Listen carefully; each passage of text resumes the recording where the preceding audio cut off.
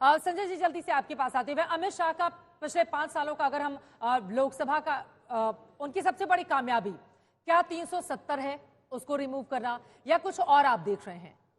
देखिए 370 तो एक बड़ी कामयाबी है, क्योंकि जिस बात की चर्चा होती रही देश में, और हम ये सब सुनते रहते थे जब हम स्कूल में पढ़ते थे, कॉलेज में पढ़ते थे, इसी बात की चर्चा होती थी कि 370 हटाया नहीं जा सकता।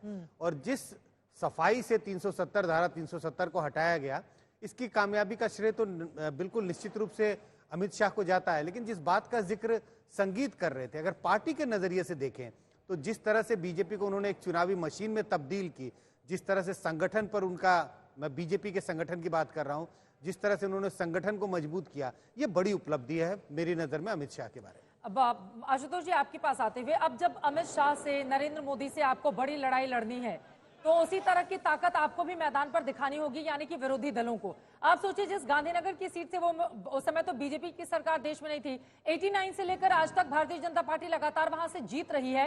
पीछे मुड़कर नहीं देखिए, 70% 2019 में उनको वोट शेयर हासिल होता है।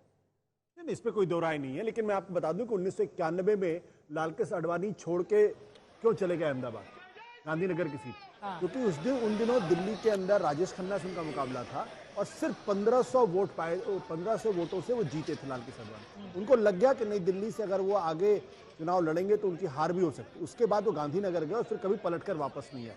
देखिए, जो बात अभी आपने कही अमित शाह जी के बारे में, मेरा मानना यह है कि अमित शाह जी का मूल्यांकन अभी होना बाकी है। क्यों? क्योंकि वो बहुत अच्छे नंबर 2 हैं।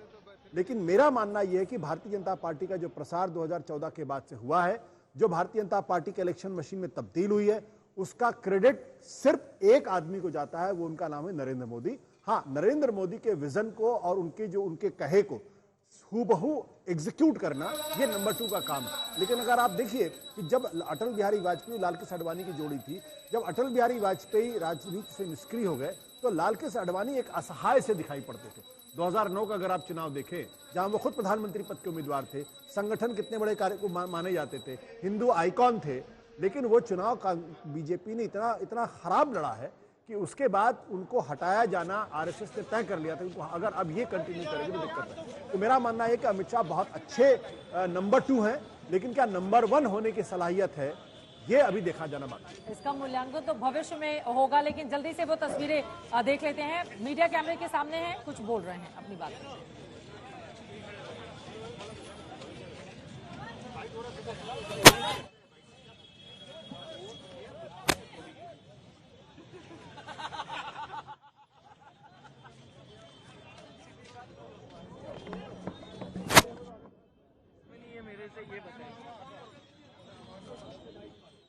मतदान करने के बाद वो वहां पर आए हुए हैं। चुनावी बातें आज नहीं होंगी, क्योंकि जब मतदान का दिन होता है तो सिर्फ ज्यादा से ज्यादा वोट की अपील की जा सकती है। अब उनकी ओर से क्या बातें कही जाती हैं, ये देखना महत्वपूर्ण रहेगा। लेकिन गुजरात, जिसको गढ़ बना दिया है नरेंद्र मोदी और अमित शाह ने, उस गढ़ में इस बार 26 की 26 सीटों में से बीजेपी के हिस्से कितने जाती हैं, या वो क्लीन स्वीप कर लेती है पिछले 2 बार की तरह ही, या फिर कांग्रेस पार्टी सेंधमारी करने में कामयाब रहेगी, ये बड़ा सवाल बना हुआ है।